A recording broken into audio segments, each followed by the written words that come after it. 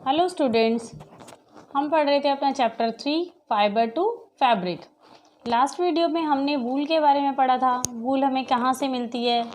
वूल एक natural fibre है और वो हमें कहाँ से, कौन कौन से एनिमल से मिलती है। शीप से मिलती है, गॉट से मिलती है, ये सारे हमने पढ़ा था। फिर उसके बाद हमने पढ़ा था कि वूल का प्रोसेस क्या होता है, उसकी प्रोडक्शन का। उसके बाद हमने वूल मार्क के बारे में भी पढ़ा था। तो आज ऐसे ही हम डिटेल में करने वाले हैं सिल्क को। Silk is another important animal fibre. जैसे वूल एक इम्पोर्टेंट एनिमल फाइबर है, ऐसे ही सिल्क भी एक इम्पोर्टेंट एनिमल फाइबर है। Silk was first developed in China. Silk सबसे पहले कहाँ डेवलप हुआ था? चाइना में, possibly as early as 6000 BC। It is soft, strong, lustrous and light in weight. बहुत ही हल्का होता है सिल्क वेट में। Silk is obtained from the cocoons of the silk moth और सिल्क वॉर्म्स। सिल्क मूथ भी कह सकते हैं हम, सिल्क वॉर्म भी कह सकते हैं। उसका जो ककून होता है उससे हमें सिल्क मिलता है। नेक्स्ट है हमारा लाइफ साइकिल ऑफ सिल्क मूथ। इससे पहले लाइफ साइकिल ऑफ सिल्क मूथ से पहले सिल्क को जो हम रेयर करते हैं, सिल्क बनाने के लिए जो हम रेयरिंग ऑफ सिल्क मूथ करते हैं उसे हम सेरीकल्चर कहते हैं। The rearing and management of silk worms for obtaining silk. Silk को ऑब्टेन करने के लिए सिल्क वॉर्म्स को रेयर करना और उन्हें मैनेज करना, इसे हम कहेंगे sericulture. So next one is life cycle of silk moth. अब सिल्क मूथ की लाइफ साइकिल क्या होती है? सिल्क मूथ की लाइफ साइकिल में मेनली 4 स्टेप्स होते हैं। There are 4 distinct stages during its life cycle. 4 अलग अलग स्टेजेस होती हैं। First one is from egg to an adult moth. Egg से लेकर अडल्ट मूथ तक, जहाँ तक होता है वहाँ तक उसके 4 मेन स्टेप्स होते हैं। तो हम उन्हीं के बारे में पढ़ेंगे। The 4 stages in the life cycle of a silk moth are, first one is egg, next is caterpillar और लार्वा। ये हमारी एग स्टेज है, यहाँ पे बहुत सारे एग्स हैं। सेकंड वन है हमारे पास लार्वा, और नेक्स्ट है लार्वा को ही हम कैटरपिलर भी कहते हैं। नेक्स्ट है प्यूपा, और उसके बाद में last one is adult. Last one में हो जाता है अडल्ट। तो अब ये प्रोसेस चलता कैसे है? इस प्रोसेस में आपकी बुक में भी दिया हुआ है life cycle of a silk moth. आपको ये लाइफ साइकिल ड्रॉ करना होगा और इसके बारे में पूरा लेबल करना होगा।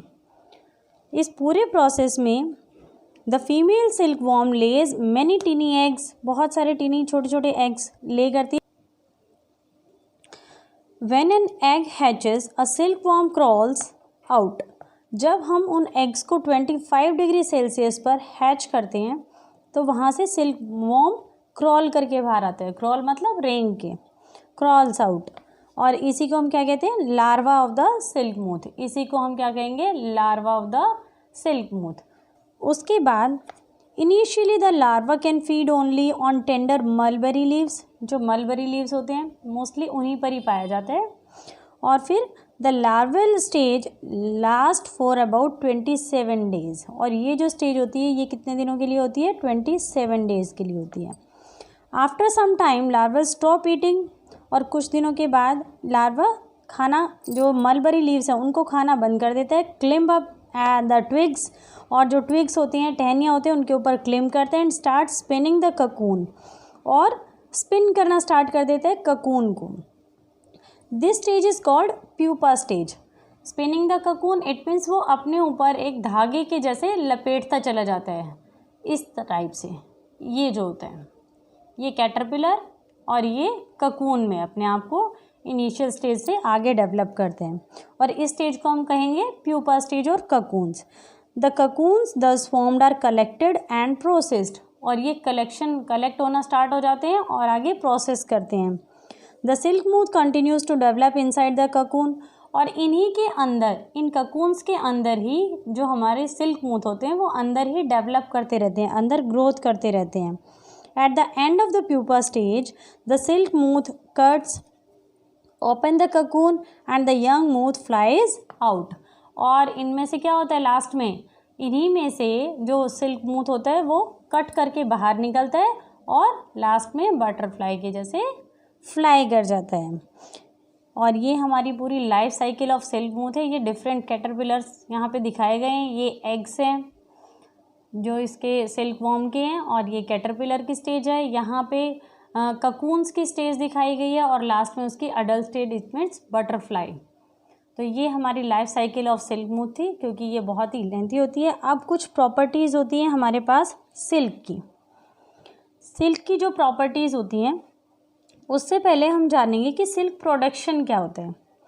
The cocoons are put in hot water which kills the worms as well as loosen the filaments, and the filaments are taken out from the cocoons by the process called reeling or filature। जो cocoon होता है उसको हम गर्म पानी में डालते हैं, जिससे कि जो वॉर्म्स होते हैं वो किल हो जाते हैं, और जो फिलामेंट्स होते हैं वो लूज़ हो जाते हैं, जो रेशे होते हैं वो लूज़ हो जाते हैं, और इसी प्रोसेस को हम कहते हैं reeling. It is done in special machines. और ये जो प्रोसेस होता है सिल्क प्रोडक्शन का, स्पेशल मशीन्स में ही होता है। जो रिजल्टिंग फाइबर हमें मिलता है उसे हम रॉ सिल्क कहते हैं। Silk fibre are then spun into silk thread. उसके बाद जो सिल्क फाइबर्स होते हैं उन्हें हम स्पन करते हैं सिल्क थ्रेड में, सिल्क के धागे बनाए जाते हैं, और उसके बाद हम क्लॉथ्स को वीव करते हैं। बट यहाँ पे हमारे पास कुछ प्रॉपर्टीज़ ऑफ सिल्क भी हैं। Silk is the strongest natural fibre and can be stretched to almost 25% of its original length. Silk एक सबसे स्ट्रॉन्गेस्ट नेचुरल फाइबर है, बहुत ही मजबूत नेचुरल फाइबर है, और ये स्ट्रेचेबल है। और कितना स्ट्रेच हो सकता है ये, जितनी इसकी ओरिजिनल लेंथ होती है उसका 25%, इट मीन्स 1/4 वो अपनी लेंथ का, ओरिजिनल लेंथ का स्ट्रेच कर सकता है। It can be died easily. इसे हम डाई कर सकते हैं। डाई मीन्स अलग अलग रंगों में इसे कलर कर सकते हैं। इट इज़ एक्सट्रीमली इलास्टिक, बहुत ही स्ट्रेचेबल हो जाता है, तो ये इसीलिए एक्सट्रीमली इलास्टिक होता है। It is the smoothest and the finest of all fibres. जितने भी फाइबर्स होते हैं सभी इसमें बहुत ही स्मूथ, सॉफ्ट, फाइन होते हैं। नेक्स्ट है हमारे पास वेराइटीज़ ऑफ सिल्क। अब जैसे हर चीज़ की वैरायटी होती है, तो ऐसे ही वूल की भी हमने वैरायटी देखी थी, ऐसे ही सिल्क की भी वैरायटीज़ होती है। There are different types of silk which differ in quality and texture. जितनी भी सिल्क होती हैं वो अलग अलग डिफ़र करती हैं क्वालिटीज़ में और वो टेक्सचर के बेस पे। जैसे हमने वूल को भी ऐसे ही डिफ़र किया था कि कौन कौन सी क्वालिटी है उसकी, कौन सी उसकी टाइप है, क्या टेक्सचर है, उसी के बेस पे हम उनको डिफ्रेंशिएट कर सकते हैं। The differences are due to different varieties of silk moth. और सिल्क मूथ की जो डिफरेंसेस होते हैं क्यों होते हैं, क्योंकि सिल्क मूथ की वेराइटीज़ ही बहुत अलग अलग होती हैं। तो इसीलिए जो सिल्क मूथ के ऊपर ही डिपेंड करता है कि उस सिल्क की वैरायटी हमें कैसे मिलेगी। Some common varieties of silk are, कुछ हम कॉमन वेराइटीज़ सुनते हैं, बहुत सारी वेराइटीज़ होती हैं बट कुछ कॉमन हैं जो हम सुनते हैं। First one is mulberry silk. Mulberry silk it means जो मलबरी लीव्स के ऊपर होता है, मलबरी ट्री होता है, शहतूत का पेड़, उस पे जो होता है वहाँ से हमें जो सिल्क मूथ होता है वो मलबरी सिल्क हमें देता है। दूसरा हमने सुना है नाम टेसार सिल्क। टेसार सिल्क ये वाले इसके एग्जांपल्स हैं, इससे हम शॉल्स वगैरह बनाते हैं, tussar silk. Third one is muga silk. Muga silk की हम साड़ियाँ जो मोस्टली देखते हैं। और fourth one is kosa silk. ये एग्जांपल कोसा सिल्क का है। तो हम बहुत सारी मोस्टली जो हम मार्केट में देखते हैं वो हम सिल्क साड़ियों में ही देखते हैं, या फिर हम ऐसे सेटिंग के जो कपड़े होते हैं बहुत ही सॉफ्ट उनमें हम देखते हैं। मोस्टली हम साड़ियों में ही देखते हैं सिल्क का यूज़। तो बहुत सारी वेराइटीज़, अलग अलग वेराइटीज़ हैं। यहाँ पे आपको 4 ही वेराइटी मैंने डिफाइन की है, mulberry silk, tussar silk, muga silk and kosa silk. Next one is health hazards in silk industry. जैसे कुछ हैज़ार्ड्स, हेल्थ हैज़ार्ड प्रॉब्लम्स थी कहाँ पे, वूल इंडस्ट्री में। तो यहाँ पे सिल्क इंडस्ट्री में भी कुछ ऐसे ही हेल्थ हैज़ार्ड्स हैं। हेल्थ हैज़ार्ड्स फर्स्ट है हमारा burning of skin, blisters and open wound injuries. Burning of skin, skin का जल जाना, ये वाला प्रोसेस, ये वाला हेल्थ हैज़ार्ड क्यों होता है? Because workers need to dip their hands frequently in boiling water to judge whether the silk thread have become soft enough to be extracted। जब हम ककून्स को हॉट वाटर में डालते हैं, गर्म पानी में डालते हैं, तो जो वर्कर्स वहाँ पे काम करते हैं उनका क्या काम होता है कि उन्हें अपने हैंड्स को डिप करके देखना पड़ता है बॉइलिंग वाटर में, गर्म पानी में, उबलते हुए पानी में, अपने हाथों को डिप करके देखना पड़ता है कि क्या वो जो थ्रेड्स हैं वो सॉफ्ट हो गए हैं या नहीं हुए हैं। तो इसी वजह से जो फर्स्ट हेल्थ हैज़ार्ड है वो है बर्निंग ऑफ स्किन।